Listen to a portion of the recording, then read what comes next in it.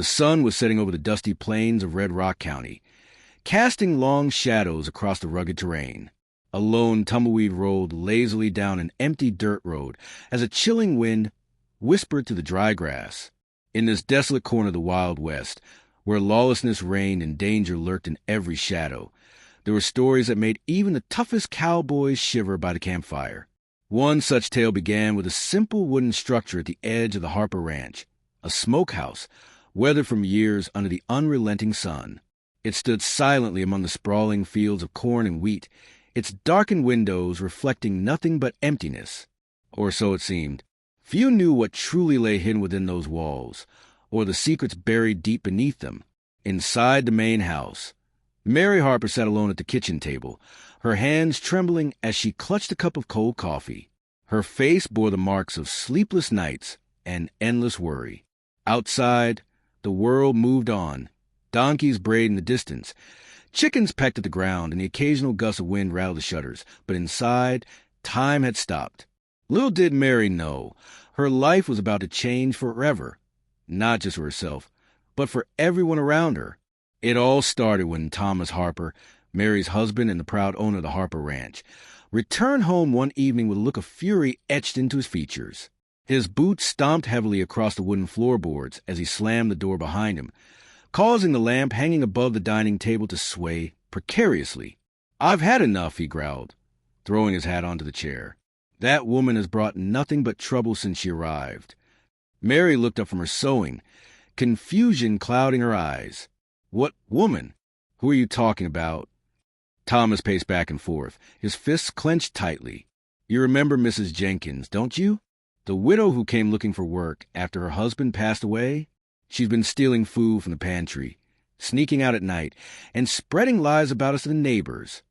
Mary frowned, trying to recall the details. "But, Thomas, I thought she left weeks ago. You said she wasn't trustworthy, and we sent her packing." "No," Thomas corrected sharply, stopping abruptly in front of the fireplace. "She didn't leave willingly. She tried to blackmail me, claiming I owed her money for work she never finished. So I took care of myself." He paused, glancing toward the window, his voice dropping to a dangerous whisper. "I locked her in the smokehouse until she could see reason." Mary gasped, her hand flying to her mouth. "Thomas, how could you do such a thing? That poor woman needs help, not punishment." "Help," Thomas scoffed, turning back to face her. "She doesn't deserve our pity, Mary. She's a liar and a thief. If she wants out, she'll have to admit the truth and apologize." With that, he stormed out of the room, leaving Mary alone with her thoughts. As the hours passed, guilt gnawed at her heart. Despite her husband's harsh words, something didn't feel right. Why hadn't they heard any noise from the smokehouse? No cries for help, no desperate knocking on the door. Surely, if Mrs. Jenkins were still alive, she would be making some kind of sound. Determined to uncover the truth, Mary decided to visit the smokehouse herself under the cover of darkness. Waiting until Thomas fell asleep, she slipped quietly out of bed, grabbing a lantern and a keyring from the drawer. The night air was cool and crisp, carrying with it the faint scent of wood smoke from nearby fires. Stars twinkled brightly overhead, their light barely piercing the thick blanket of shadows that cloaked the ranch. As she approached the smokehouse, her footsteps slowed, each crunch of gravel beneath her boots echoing loudly in the silence. The building loomed before her, its weathered planks creaking softly in the breeze. Taking a deep breath, she inserted the correct key into the rusted lock and turned it slowly. The heavy door groaned as it swung open, revealing the dim interior. Inside, the air was thick with the smell of cured meat and damp wood. Shelves lined the walls, stacked high with hams and sausages, their surfaces coated in a fine layer of dust. But there was no sign of Mrs. Jenkins. Had Thomas been lying? Or worse, had something terrible already happened? Just as Mary began to search further, a soft whinny caught her attention. Turning quickly, she saw old Jack, the family donkey, standing just outside the doorway. His large brown eyes regarded her curiously, his ears twitching as if trying to communicate something important. Normally docile and lazy, old Jack now seemed unusually alert, pacing back and forth as if urging her to follow. Intrigued, Mary stepped closer, holding out her hand cautiously. "What is it, boy? Did you find something?" To her surprise, the donkey nudged her gently toward the far corner of the smokehouse, where a small trapdoor lay partially concealed beneath a pile of crates. Kneeling down, Mary pushed aside the debris, revealing the wooden hatch below. It was old and splintered, clearly in use for many years.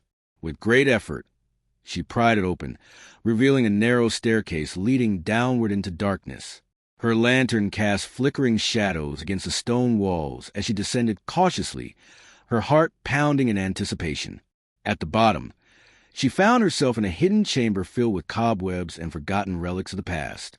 Boxes of documents, jars of preserves, and even an ancient rifle rested on makeshift shelves. But none of these artifacts prepared her for what lay ahead. At the center of the room, bound and gagged, lay Mrs. Jenkins, pale, weak, but miraculously alive. Tears streamed down Mary's face as she rushed to untie the ropes binding the poor woman's wrists and ankles. "Oh, thank heavens you're still here," she cried, removing the dirty cloth from Mrs. Jenkins' mouth. We thought you might be gone." Mrs. Jenkins coughed weakly, her voice hoarse from disuse. Please get me out of here. I promise I won't cause any more trouble. Just let me go." Mary nodded fervently, helping the frail woman to her feet. Together, they climbed the stairs and emerged into the fresh night air, both grateful to be free of the suffocating confines of the hidden chamber. But their relief was short-lived, for as they stepped outside, a familiar figure appeared in the moonlight. Thomas Harper stood silhouetted against the horizon, his face twisted in anger. "So, you've uncovered my secret, have you?" he snarled, advancing toward them with menacing strides. "Did you really think I'd let her live after everything she's done?" Before anyone could react, old Jack suddenly sprang into action. With surprising agility for his age, the donkey charged directly at Thomas, catching him off guard. The impact sent the man tumbling backward into a pile of hay, temporarily incapacitating him. Seizing the opportunity, Mary helped Mrs. Jenkins escape into the safety of surrounding woods, knowing full well that their lives would never be the same again.